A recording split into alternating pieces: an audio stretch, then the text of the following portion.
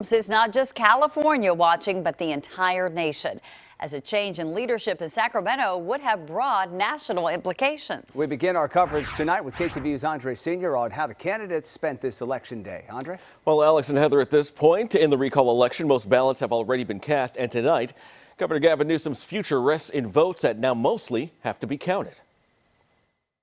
Larry Elder, John Cox, and Kevin Faulconer. They're leading GOP candidates looking to replace Governor Newsom in the recall election. And for his part, Governor Newsom making a stop in friendlier territory, San Francisco, on election day. Good afternoon, everybody. Speaking before the International Brotherhood of Electrical Workers, Local 6. Again, are we going to defeat this recall?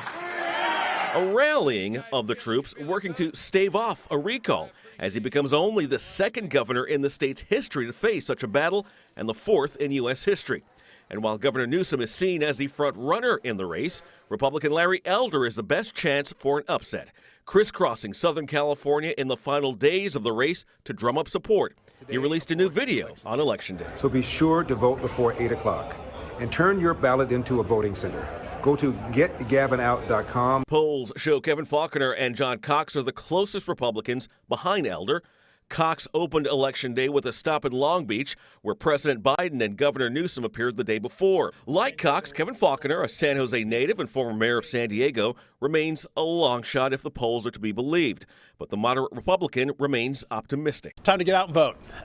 This election is all about the future direction of our state. As for the frontrunner, Governor Newsom, it cannot be ignored that more than 1 million people signed on for this recall over issues ranging from the economic impact of pandemic shutdowns, crime rates, the homelessness crisis, and affordable housing issues.